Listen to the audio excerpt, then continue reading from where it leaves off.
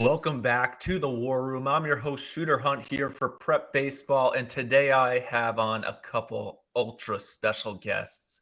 The Lone Star State, Texas Forever. We got Scouting Director Brandon Gowins Max Semler, a 30-plus year MLB scout from the state of Texas. I feel like I'm back home, boys. I'm Dallas. I lived there for 2 years. I love going back down to Texas. Welcome to the show. Thank you for having us finally. Thank you. Glad to Oh, be here. you guys are way more buttoned up right now than usual when I walk in. Max is not busting me up and making fun of me, so that's a good sign so far. He's on his best behavior. Give it time. We're getting ready. You guys have had some preseason events go on already. The high school season, which in the state of Texas, it's an absolute gauntlet. Like, it starts in early February. The state championship is like all the way in June. It is so long, so many innings. I always think back of when I was living in Dallas, Kyle Muller was pitching at Dallas Jesuit. I would go over watch them, saw them open the stadium up, and I swear that kid threw like 200 innings. Like he was matching Kershaw in the big leagues start for start, although he was also hitting there at Dallas Jesuit. What is it about Texas high school baseball? I'll start with you, Max, that is so special. I think it's number one. It's the amount of players that you have in the state. In comparison, I was in the Southeast, Florida, Georgia. I've been all over the place as far as scouting, but I think it's just the volume of players. I think the other thing is that it kind of holds true is that pitching here is predominantly, when I thought about Texas as an area scout in other areas, well, Texas has pitching. Yeah. And we have it here. There's no question. Every year there's somebody that, you have to go see, even up in the north or down south, they've got guys down there. So I think the big thing is pitching, but the other thing is the quality and depth of players in Texas. A lot of good players here, and there's a lot of depth and a lot of quality teams that guys play on, they play against. So I think that's the separator from other areas. It's the depth and in high school pitching. And I find out a lot of our cold weather states, when we're going through our rankings, they like, hey, this guy's a national rank. But then they go over to Texas and like, this guy's ranked 65th in the state of Texas. He's throwing 95 miles an hour. How are we ever going to compete with these guys? And Brandon, you and I always talk about somebody is going to pop. Every year you go into the spring, there's something in the water. There is going to be some workhorse arm that blows up. Do you think this is like a product of the Nolan Ryan effect? Is it like every kid in Texas grows up dreaming to throw 100 miles an hour? Yeah, a little bit. And then it's also to go what Max is saying is it's the investment at the high school level into high school baseball. Oh, yeah. Like you come down here, I bet you we probably have the nicest facilities throughout on a whole, like from school to school. I've like had to call for a map of schools because I'll be at the school. I don't know where the baseball facility is because it's so big and so nice. I can't get to wherever it is. Correct. And so like just the investment into the athletes at the high school level, and then every kid has a personal trainer in today. So like they're just bigger, stronger. And I think our calendar actually bodes well for pitching too. Like the way it maps up, it gives pitchers a chance to get stronger.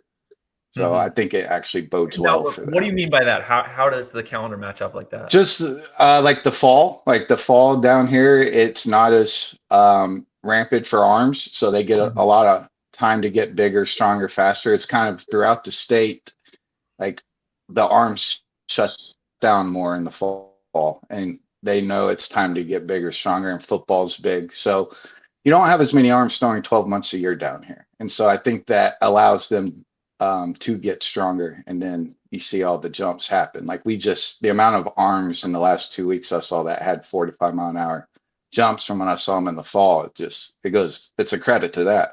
Sports science. Max, what were like some of the keys? Let's stick to pitching here.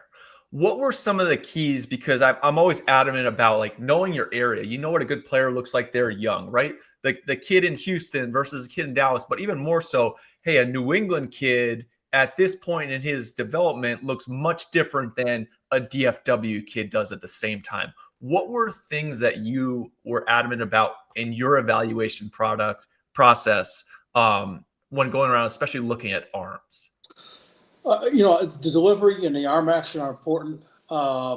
you can't get lost in just the velo, the ability to throw strikes, command a fastball. What are they doing with it?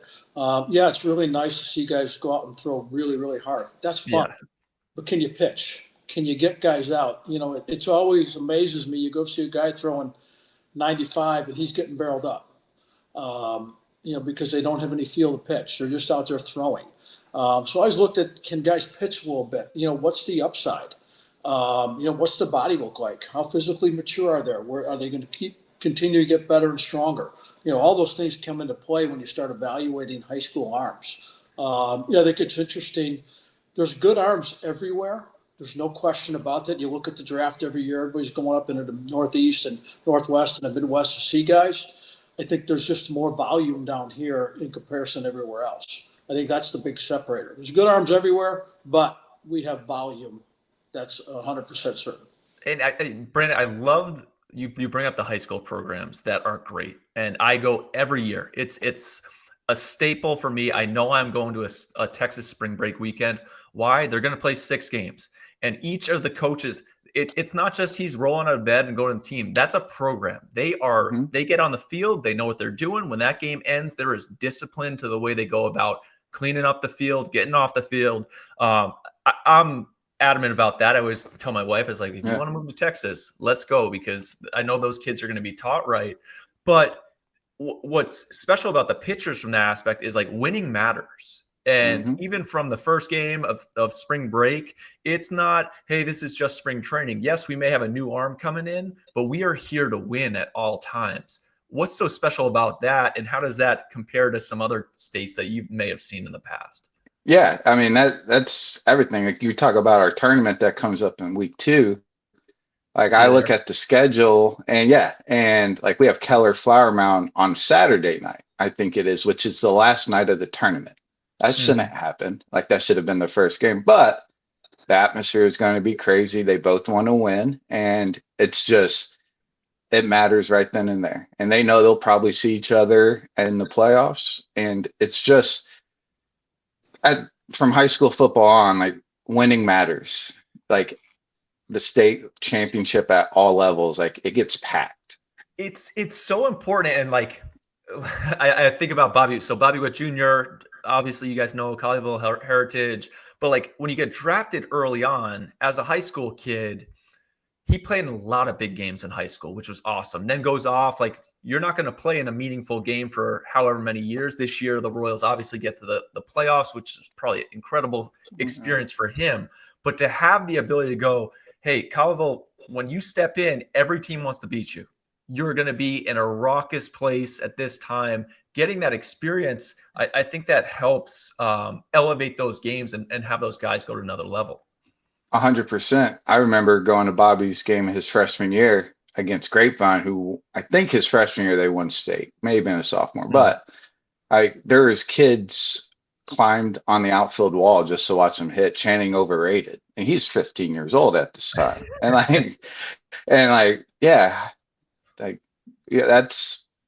That's when you're 15, it gets easier from there. So yeah, no doubt. It puts a lot of pressure, especially if you're a high caliber player. I've always seen, like, and going back to just the general Texan, like whether it's San Antonio arms, Dallas arms, Houston arms, West Texas, I've always felt like Texas Tech, J-Bob, they were always finding random guys. I was like, where did they find these dudes at? Like there's El Paso, tons of them coming. Yeah. It's all over the place. But even beyond that, Dallas Baptist rolling out arms, Sam Houston goes, Colton Cowles, they roll out dudes too. There's just so much talent in the state that it can fund all those great college programs, but also the professional level. A Texan arm to me is like a workhorse. You just expect 6'4", 6'5", 215. We expect this guy to get to 230. Josh Beckett, whoever it may be, he's going to throw hard, and it's going to be a bullying fastball presence.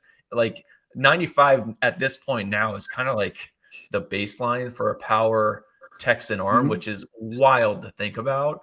But it's like kind of the expectation, like, hey, this guy was at 91. I think about Dason Hill last year, right? Oh, he's 92, 93, whatever it is. Oh, he's 97 in the spring. Like, I don't know what it is, the strength and conditioning programs, but like Texan arms, you can bank on it every spring. Those dudes will be throwing heat. Yep, it's going to happen. They all get bigger and stronger. They do a good job of preparing themselves to play in the spring, to throw in the spring. And you know what? Again, there's just so many kids here who take pride in what they're doing on the mound that plays into it and lends and tends to develop velocity. Let me shift over because the Texas Arms, I've talked so much, but we did bring up Bobby Witt Jr.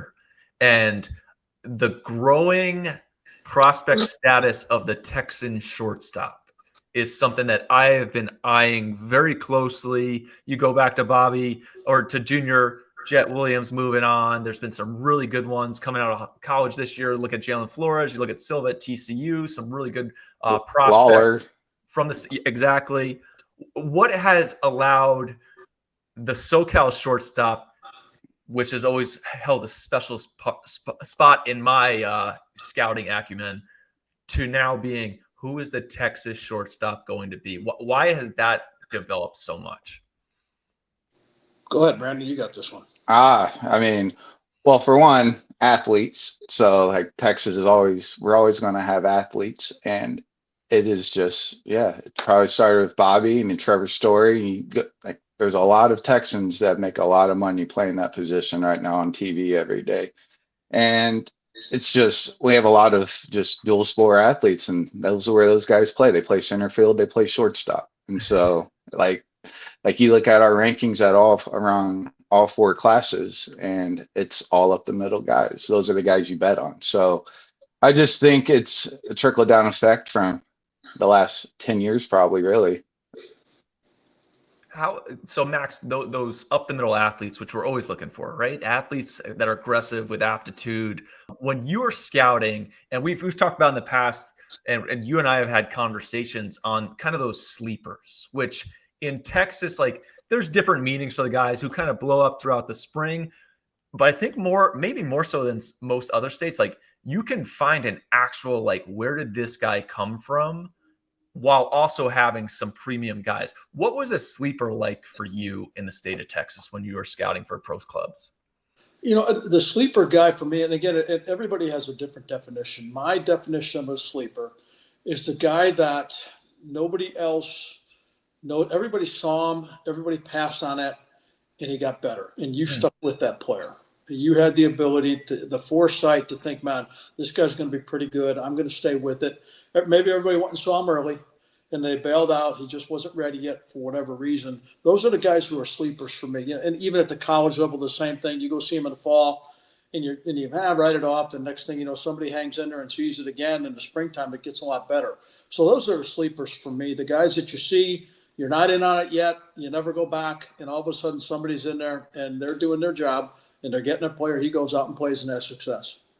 Now, it's the scouting community in Texas can be tight. Like the Texas Scouts Association has been around forever. I can think of like Randy Taylor being out at my bullpen, standing right behind me. I mean, he's calling pitches out there. They're at area code, right? Texas has its own team. Nobody else has their own. Like, so they come out there. You expect what they're going to bring. They have arms. They're going to bring athletes. You're going to see some guys that you really want to see. They know who they're going after. That community of scouts, how much? Well, let's start with you, Max. How much separation is there with like between Dallas and Houston? How much crossover is there? How much note sharing are there? Let's give a go behind the curtain for us. Oh, crossover. There's not a lot. There's more crossover now than when I started, I guess, because you've got 4 or 5 guys who have the whole state. So they're doing the whole state by themselves. In the past, it's been divided up. I think there was one guy maybe who had the whole state at one point in time. Now it's getting to the point where one guy covers it. Other than that, there wasn't a lot of crossover. And dividing, maybe somebody had Waco, maybe other guys had, north of Waco going to Oklahoma. So, I mean, you'd see them early at a junior college tournament, and you wouldn't see them again, the South guys. Really? Yeah, you'd see them at the Big 12 tournament, or you'd see somewhere else, maybe an occasional Friday night college game. But other than that, you wouldn't see them. You wouldn't cross over. It's just the nature of the beast because, South Texas guys have Louisiana, have South Louisiana. North Texas guys, some have Louisiana, North Louisiana. Some have Oklahoma and Arkansas, but going in a different direction. And it's so big that you just don't see them. There's so many different players to see. So it seems in the territory, every team defines their territory differently. So like, Yeah. just there's some scouts that you're like, why are you here today? And they just somehow have this random school. Like that makes no sense, but it is what it Let me is. ask each of you, because you guys are experts on the state, and how would you split up? If you were a scouting department, how would you split up the state of Texas to best optimize talent and value? For me, From a it's scouting. Waco North to figure out your dividing line out west somewhere, and then the North has Lubbock. So would you have 3 guys? No, two. 2. Yeah, I would say that's an easier question if it's just Texas, but most of the North Texas guys either have Oklahoma, Arkansas, so it makes it all depends what else they got on their plate. But It's a lot of travel. The Max, what about from the underclass perspective, from the pro side? Like, Brandon, you obviously incredible job with the underclass. From the pro side, how much time would you invest into watching underclassmen? Because at least for me, a lot of the stuff coming from area codes that I would see with the underclass from the Texas Scouts Association team, like a lot of those guys, it was a huge jumping off point was being on those underclass teams. Yeah, in the spring. So if it's 2025 and you come across a 2026, yeah, it's just nice to see that player, but you are not making a special trip in to see a 2026. You're just doing it. I had in my last couple of years, I had North Texas, Oklahoma, and Arkansas. Oh, I had no idea. I had no clue what 26s were in Arkansas. You knew some of the bigger names yeah.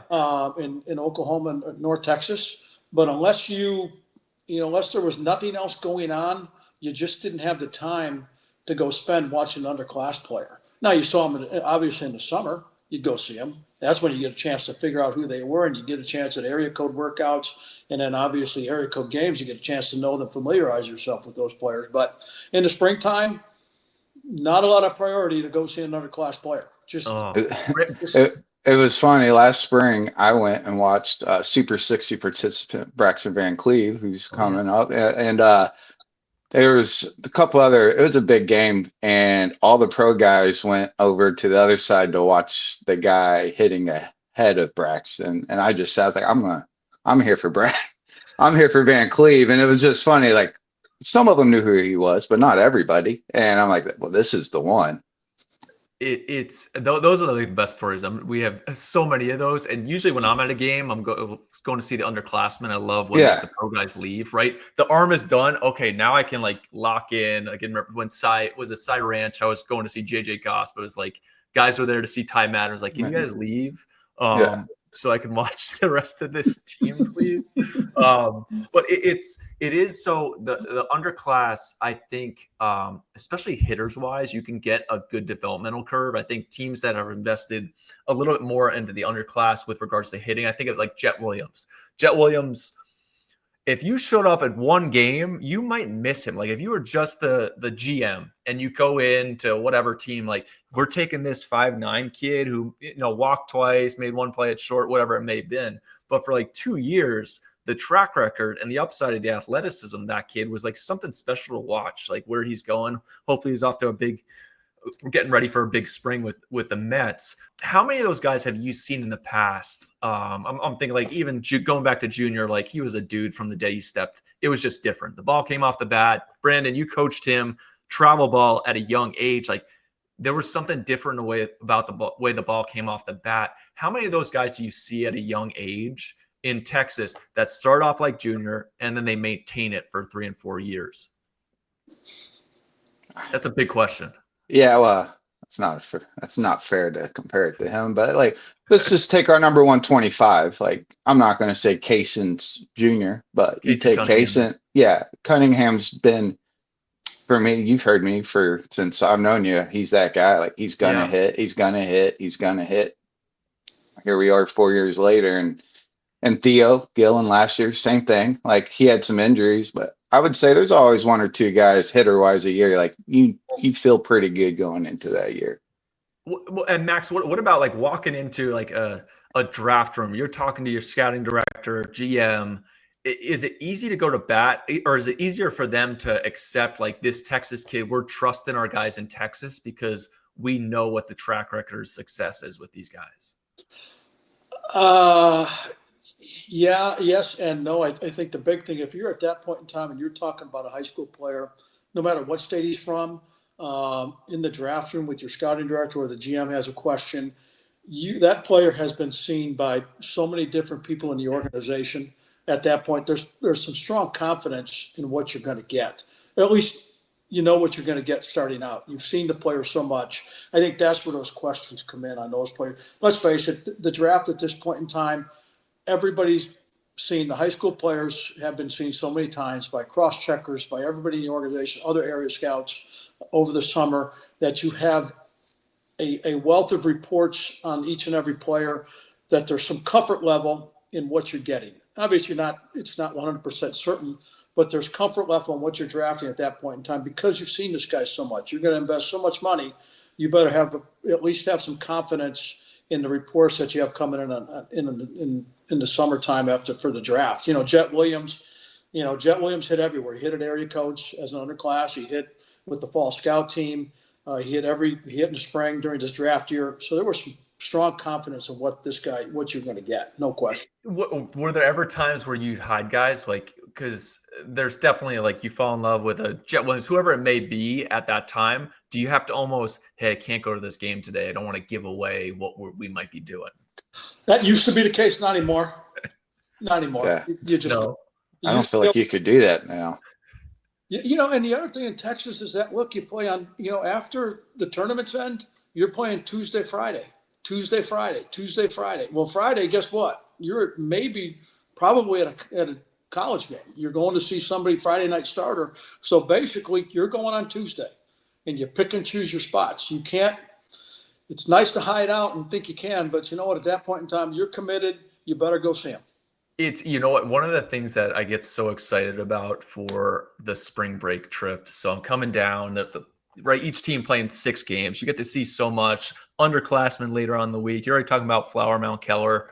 I guess I got to rebook my flight to Sunday. There's no flying out Saturday night when Keller's playing Flower Mound.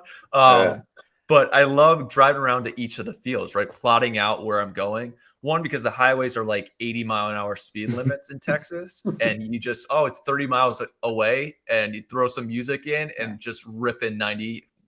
Off the record, 90 plus to wherever I'm going. It's a straight shot. It may cost you $7 in tolls, but yeah, you can go 90. Yeah, but like when they're just collecting your license plate, it doesn't feel like you're doing anything, right? Correct. It's a future problem. Right. But it's the other thing is like it can be raining in one spot. There's a game going on here. I can think back to Houston. I lose. Oh, it rained out here. I got to get to Barbers Hill, right? I got to get from West Houston, the Katy area, all the way to Barbers Hill. And like anybody listening from that area, at a certain time, you do not want to be heading in that direction. I was headed in that direction, somehow maneuvered my way. Shout out Waze for helping me get there. See a great game. Those are the stories that I love about coming down to the Jacob Golston game a couple of years ago against Pearland. We had that's when Max was still with the Blue Jays, I believe, and I was giving everybody text like, we're going to try to get 5 innings in an hour and a half. Y'all better get here at 5 o'clock, boys. Get the drill, a full-on storm. I thought I was going to get wrapped away in a tornado. I was whipping down side streets, but Jacob Golston, another guy like, hey, this kid played hoops last year. Now he's turning into a real arm. We're following this. And it just feels like these guys fall from a tree. They're a dime a dozen everywhere when you go to look. But even going back to like Theo Gillen was a guy who was banged up or on early, has real big skills, goes to a quality high school program. Makes you feel warm and fuzzy inside because you know what to expect from this guy. And that's just what I really feel that Texas brings. I do. Obviously, I lived there for a couple of years in Dallas. There's a soft spot that I have for the state and the players that they churn out and the toughness that they bring to the game. Let's talk a little bit about some of the rivalries in the state. And I know, Brandon, you're a Dallas guy. Houston's got great players. Dallas has great players. San Antonio, not scared. Right? Syntex is on their come up right now. As a total, like the underclass in Syntex is maybe per capita the best in Texas right now. And some big arms rolling out of there. Austin obviously has produced some really, really talented players. I'm looking ahead towards the future games, potential North Texas, South Texas teams. What do you should you guys square off against each other, or do we want to stay away? I I want that. Like I think everybody in Texas wants that. But I don't get paid enough to make that decision. That's a So you shooter would want problem. to see the two teams square off. I think that would be there's a lot. Houston and Dallas is a thing. Like they don't like each other. I'm a It's Dallas guy. I go down to Houston every week, and right now the Cowboys suck and the Texans are good. And I have to have kids talk trash to me, and I have to wear it. So like it is I what love it it. Some is. of my best friends all live in Houston. It is definitely a rivalry for anybody around the country who's talking. Like everybody knows their state well. There's a rivalry here. North Jersey versus South Jersey. But like Dallas and Houston is a very vicious rivalry. I Two love totally different places. it, and I love when those Dallas teams come up to or the Houston teams come up to Dallas for some spring break stuff, and then vice versa. They roll in and like there's no love lost, No. even from late February right through getting ready for state. It's awesome. I love high school baseball and that energy it brings. Yeah, well, like Pearland Flower Mound, because of our tournament, and then they've played each other in the state tournament the last 2 years. Like that's not what you would consider a natural rivalry. That's turned into a pretty nice little rivalry over the last 5 years against two of the most successful teams in Texas. How much, Max, how much from the pro side of things were you giddy to see like a matchup like that? I think of like Nico Partita is a guy that we love. Why do we love him? Because in that game, he's that dude. You know, it's interesting as an area scout. If you know, well, let's say you're going to see Rockwall. I knew that's where you were going. Okay, you're going to go see those two, and you know they're playing. Hey, it's great to see the competition. It's great to see two teams match up. The last thing you want to be is between all those parents, all those trying to find a place to sit, trying to find a place to get to, try to maneuver around all these people to get video. So yeah, you know that was you wanted to go to it, and it's good to go see him compete. But God, if you could find another time to see him against somebody else who was good, but not be involved in Touche. that, Yeah. nah, I'm not. You try to avoid it. I mean, that's Well, I'll cover your 9 there. I'm the opposite. I want to see the biggest game and just get in front of all the parents because they, like you said, the Texans are not. They give a nice little elbow over. Hey, Who are you? Get out of here. Get you a little South Lake versus Keller, Griffin Herring versus Eric Hammond, and that atmosphere that night. Oh, now we're telling stories. Who is that was one of the more. I wish I wasn't there because the parents weren't in a great spot mentally. It was. What is it? What was the Willems kid that the Orioles took? The catcher. Alito. Alito played South Lake. Griffin Herring struck out like 15. They were good friends too. They were good friends. Dominated the whole game, and I can still remember being at South Lake because they're sitting on the first base dugout, and Willems goes big fly late in the game. I think Griff had a no hitter going or something like that. He pimped it. They're razzing him in the first base dugout. He touches the bag, no look, some chunks the deuce from the backside. And it was to this day, I wish I had the video of it because it was so much feel and the perfect time to do it. And it was just so much energy in the park. I think South Lake ended up coming and walking it off. They got a really good team this year. Every year, it's like, oh, South Lake's down a little bit. Oh, they're down until they're state champions. And that's kind of how I look at it. That 1-2 this year, really 3. But Beato and Fuller that's going to be tough on the bump. And even this class of Texans last year, really good, right? A lot of first rounders, or I don't want to say a lot of first rounders, a lot of money spent on Texas prepsters yearly. Last year, we thought maybe it was going to be a down year. Every time we say, oh, no, not a down year. This year, oh, is it going to be okay? It'll be just fine is how I look at it. Even Beoto, guy who I need to see. I think he's got a chance to be kind of a rising star throughout the spring. Any guys that you're looking at throughout the spring that would be kind of your gut pick? Max, let's start with you. Who are your gut pick guys going into the spring? Well, I don't know if he's a gut pick, but Brody Walls. So predictable. Yeah, look, Brody Walls, the biggest thing with Brody Walls, he's got to post up and pitch this spring. What do you mean by that? Well, he didn't pitch at all last spring.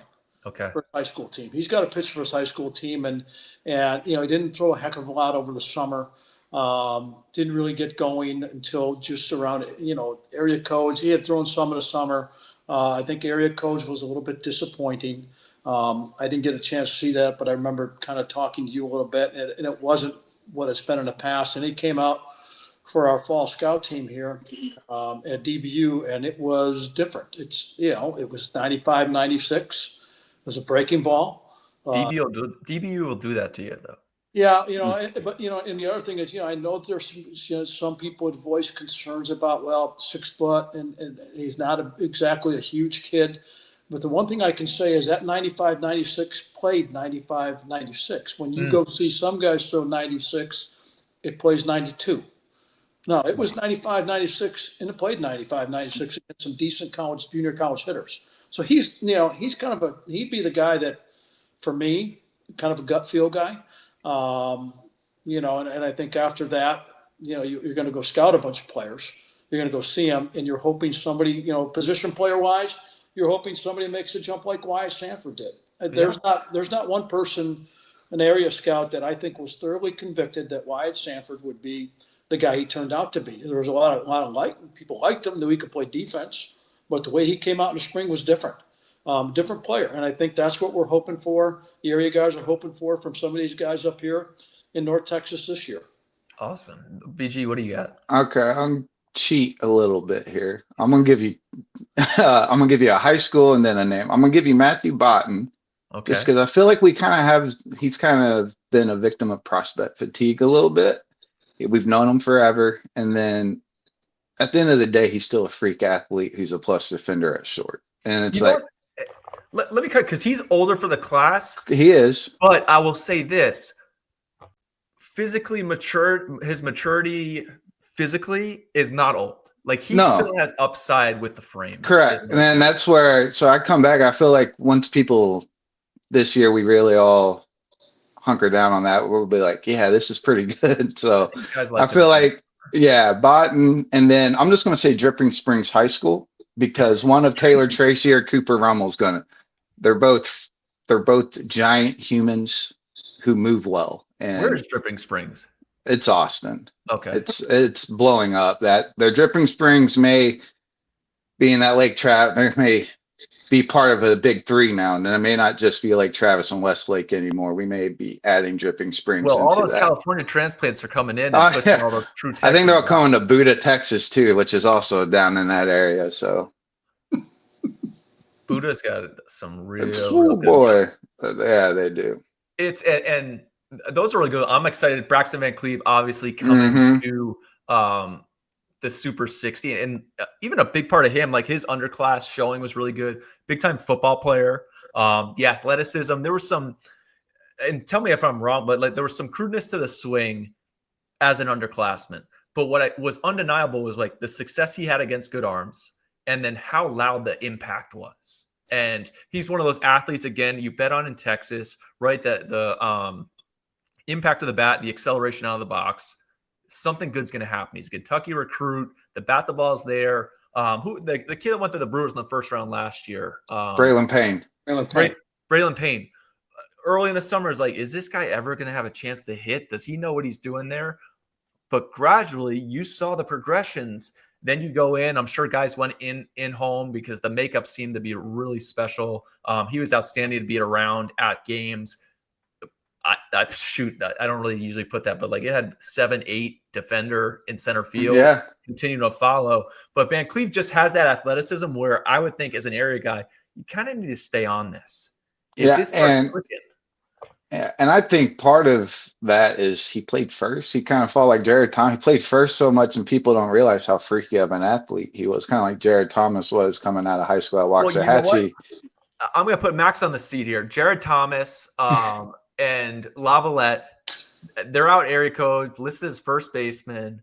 You guys didn't let those guys run around, gallivant in the outfield like they always could have been. They finally got Max. College, get paid. You're hiding them out at first base. What are you doing? Not my fault. That's Bobby Crook. I didn't make up the lineup. No, you know what? You're exactly right. You try and put them in the best spot you think they belong at this point in time, and you kind of probably messed up on that one. And I'll tell you right. And I remember Jason Murray, coach. if you would have told me he was playing center field at Texas A&M, his junior year, as being considered as a center field for the draft, I'd have called. Is that your first edit, Shooter, you're going to have to do on the well, podcast? you know what? This is going to be my favorite episode now. Rhett's going to have to actually edit it. It's perfect. The Texan episode. Why are we going to edit that? I don't need a phone call. You're the Shooter. He's a great player. No, I love it. He got better. But it is amazing, those guys that you have to keep on, right? Keep following, and then even knowing your locality of, like, Jace was coming off like a hand injury there. So, like, he wasn't on time at all times. So it was understandable what happened. But that athleticism, the frames, I feel like you could come out of certain regions and area guys and just be like, this is what you go to watch every day. There's a different kid on every field we could see in one spot. Like, yeah, that's why I love the spring break tournaments. You see so much. You kind of like set your eyes for the rest of the spring. I'm so excited for this spring. Anything else that I should be anticipating, I should be following? No? You got Mac. I mean, there's a lot. I will say, I think the underclass, the 6th, 7s, and 8s are going to be absolutely loaded. Okay. And so I know the 4s ended up being good, and the 5s we're going to end up having multiple guys drafted because every year it happens. But like the 6s and 7s, like it may be like a special type class. So that's what I'm excited to see. Okay. How all that plays out. Yeah, I concur. I think you just kind of look at some of those younger players and where they're at in their development, where they're at physically. You can project really well with those guys, and you like what they're doing right now on the field and the things that they're showing you in the games and on the field, their tools. And you look at the body type. Yeah, it's a pretty good group. Yeah, I think that 26 class will be the best since juniors class, which is 19. Wow. Hot take. Brandon Gowins, scouting director in Texas, putting it on the board there. I said that. Yeah, I feel good about that one. Well, I'm looking forward to the potential to have a South Texas versus North Texas matchup at the future games this year. Although I'm also there's some fun summer tournaments where I might have to be coming back to Houston for. Yes. Well, we also have we have a first Texas program invite at TCU Weatherford this year, so we're going. Tell me a little more about that because I got to put that. Yeah, we're going to do best on best. 16s it'll be 5s and 6s. It'll be the week. It's either the week before or after NPI. I'll get back to you on that. I'm drawing. Okay. Hey Max, save me a seat. And I'll bring you some waters. Oh boy, so generous. And by save me a seat, I mean like in the booth, like where it's air conditioned. Like, yeah, it'll be nice and cool at that time of the year. I still have blisters from the University of Houston about 4 years ago. Yeah, we're back at University of Houston this summer, so I'm ready for that. I do get soft in my travels as shooter hunt here. I like to harden myself in the Texas heat during the summer. You grind at Lake Point. You get that week where you're all over it. That Houston sun, man. No, it's not. It is not. University of Houston may be the hottest place on earth in the summer. I'm just going to go ahead and make a bet. Come summer, you'll find a way not to get here. Hey, I'll make my way up to like Cape Cod or something. You know, yeah. That's exactly right. Get a nice breeze. Well, the one thing you can count on is I will be in the DFW area for the second week of spring break action. Wonderful tournament hosted by you two fine gentlemen. I can't wait to see you guys. I can't wait to talk more Texas baseball throughout the spring. But until next time, this has been the War Room Prep Baseball Zone here from the state of Texas. Brandon Gowins, Max Semler. I'm Shooter Hunt. We'll see you guys in Texas soon.